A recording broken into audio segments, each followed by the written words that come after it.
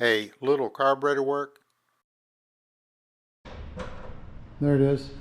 and working out the bugs to get the car running just right was all that separated us from our first car show.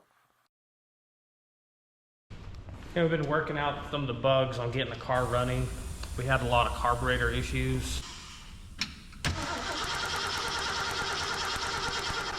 Oh, that's on fire. Blow it out. The carburetors were leaking really bad. Resealed them, but they were still leaking out the bottom. They had idle problems, just lots of problems, so I'm just going to send them off and have them professionally restored. Here's our original carburetors. We're going to box them up and ship them to have them restored. You see, they've been restored. They got nice plating on them and everything, but whoever restored them, there's something not quite right with them. Send them to a Holly carburetor restore.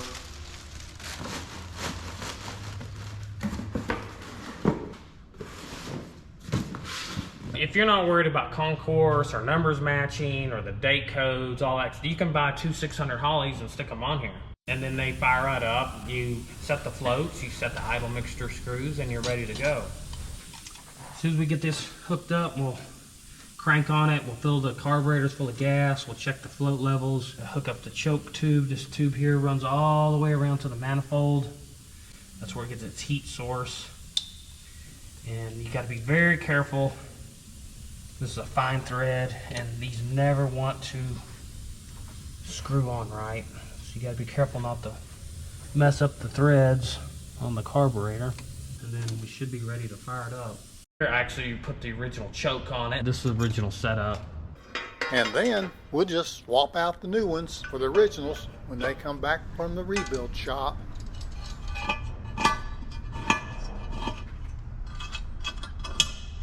Yeah, there's nothing wrong with the carburetors. Once we get them restored, we can swap them out for these. Okay, go ahead. It takes about anywhere from 3 to 6 months to get the carburetors back. So I went ahead and put 2 new carburetors on the car so we can get it running and drive it, so on, get all the bugs worked out. We'll check the headlights, turn signals, horn, radio. We'll see what bulbs work, what bulbs we need to replace. Interior lights are on. Looks like we got one bulb under the dash ain't working. Our back ones are working. Headlights not on. There they are. Yeah, our dimmer switch was hung. Got those working. Now what turns on those center lights? It's the difference between your high beam and your low beam. It looks like our original dimmer switch isn't working. Well, there it goes. There it goes. We have to put a new switch. There it is. I think that switch has got some corrosion or something in it. It's Off. kind of, They all went off. yeah, I'm probably going to have to get a new, They went on. looks like we're going to have to get a new switch. That original one's got corrosion or something in it. But there's the high beam, they're all on. And we'll check the turn signal. Flashers are working, turn signals are not, so we got probably a bad flasher on the turn signal side. Instrument panel lights are working. I see some lights back here, not all the way across. Yeah, we probably got some. Check the bulbs back here. Got tag light. I think it's just burnout bulbs. More or less, that are ground. Yeah, There it goes. Huh? yeah, it's working. It's in the socket. There we go. Okay, we got that one working. That was burned up. It's brand new, it already popped.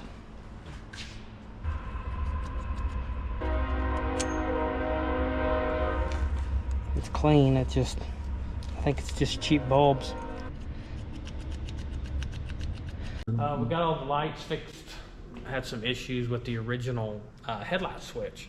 So I ended up finding an NOS switch, and I had to replace the dimmer switch. So I found an NOS dimmer switch, and then one of the tail lamps was burning a little brighter, and they had replaced the socket, but they had wired it backwards. So wired that correctly, got that working. So now we have all the lights functioning as they're supposed to, and didn't have turn signal. Figured it was a blinker.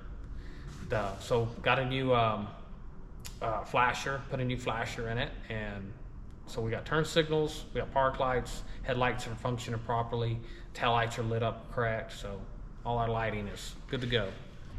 Now, how do the headlights work? All four come on? All four come on bright, and then the outers are on dim. Okay, now what?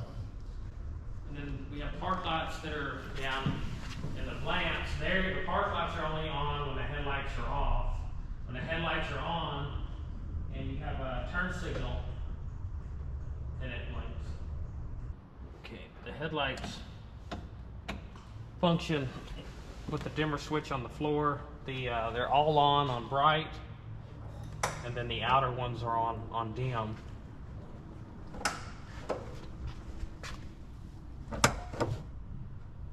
That's our switch on the floor. It has an indicator on the dash that lights up right here. Our turn signal blinkers are on both arrows. Headlight switch has two settings. It has all the way out, or it has a halfway out, which is for park. That'll light the tail lights and the park lights up. And how do you get it on bright? Just to dimmer it? Just Yeah, switch. just this dimmer switch when the headlight switches all the way out. Okay. Our cat has joined us. Shelby. Also got the reverse lights functioning properly. So we have reverse lights in the back, along with the tail lights all lit up right, and turn signals. Turn on the right turn signal once. And the left. Wow, those look great. The car was done. My dream realized. A 67 Shelby, completely restored. And then I heard a noise and opened the shop door. Well, hi, Jerry Heasley. Hey, what do What you you got? doing, buddy? Jeff Kruger, what was he doing here? He lives 100 miles south. Back to Hereford, Texas. Here we are, huh? I feel bad now because I greeted him with all the surprise of a aluminum siding salesman at the door during dinner. How's all of our Shelby fans today?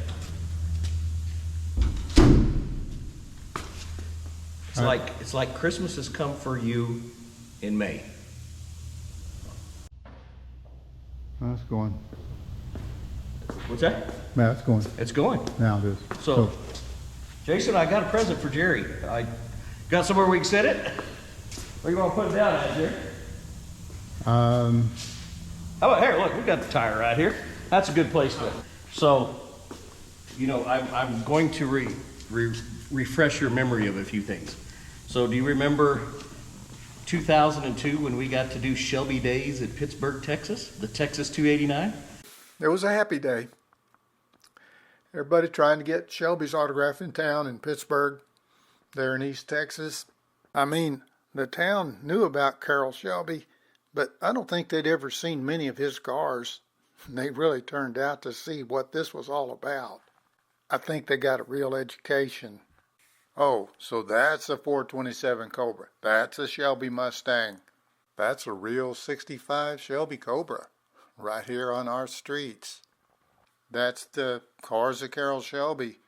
And I could see that it made Carroll Shelby so proud. He was in his neck of the woods. This was Pittsburgh, just 7 miles from where he was born in Leesburg. So after we got to go from Pittsburgh, we went to Shelby's house, had a barbecue, and there wasn't that many, there was people there, but there wasn't that many people there. And he was in a really good mood that day. I remember certain of us driving all these Shelbys and Mustangs and Cobras, drove out to his ranch. And that really turned into an autograph fest. And sometime in the afternoon, he just plopped down at the table and just said, "Hey, bring your stuff by and we'll start signing." I brought Carroll over and snapped this picture. Man, he loaded up on autographs. And I think one of them is going to be in this little box here. And so we went back over to my car and we started taking everything apart and going to get back in line and get back in line. So we had visors and air breathers and console parts and everything that you could go. But anyway, I knew in my heart that I was going to own a 67 Shelby or 68 Shelby. But for 2002 and this show, Jeff had built a 65 Mustang Coupe into a Carroll Shelby Tribute Edition. But if it wasn't for Jerry, I would have never have been at that event and probably would have never met Carroll. You know, we're going back from 1994, you and I. 1994, that's a long time we've had a friendship. And I got to be around Carroll probably 40 times because of you. So I really thought this was appropriate that I give this to you. Even though you were there that day, and you probably have a picture of him signing this with me there, because you do have pictures of that day. So, are you ready? Yeah. So, for you, my friend, I have for your dash. You know, I never asked for Carroll's autograph. He was a friend. It would have been uncomfortable. But when I saw this, it was like Carroll saying, "Look what I got for you, Jerry. Put this in your Shelby." Oh my God. Yeah. Now, Jason's going to kill me because Jason's now got to take the dash back apart and put the emblem on it, but No big deal. That is a beautiful signature too. for you, my friend. So it's been waiting for me to get a Shelby. It's been waiting for you to get a Shelby. It was not me. I got my Shelby, but it was a different color. Wow. I saw a way that Jeff could use that pre-autographed glove box door. This car, he had to wait 19 years, 2021. You can watch it on our channel.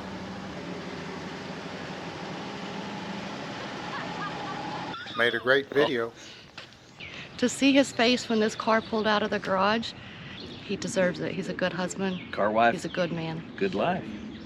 I got wood grain instead of brushed aluminum. I wanted a 67 or 68 Shelby. And one of these days I was going to get one, and of course I couldn't get one back in 2002. Life wasn't going to give me that. I didn't have that kind of money laying around. So that day I had two things signed. And I did get mine signed for my KR500. I got my wood grain. I got that the same day. This was still in the same box. I actually got, remember I was telling you I took the car apart? Guess what? There's the other visor. I got both of them. That's a long time of friendship. I appreciate you. And I guess I should give it to you because that's where she goes next. Here you go. Amazing.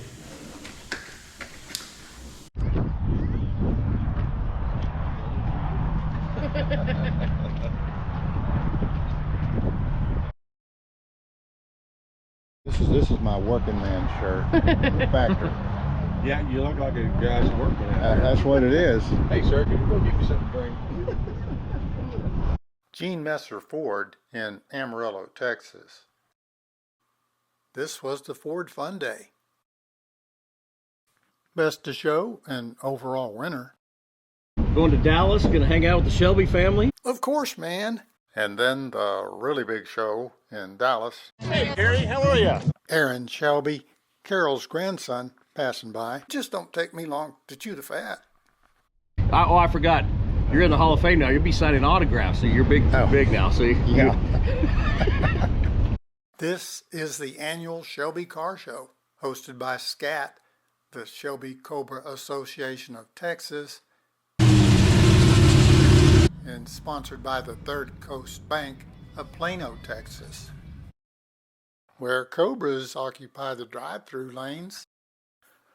Not gonna find my Shelby here. Looks like all Cobras. Please, Jerry. Mike. Jerry, say hi.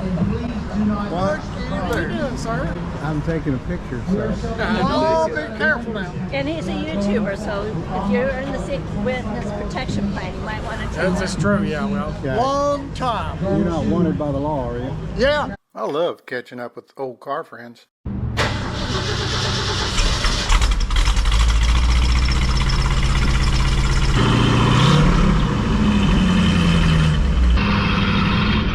That's a cold start. So the car is restored. It's done. It looks good. It drives good.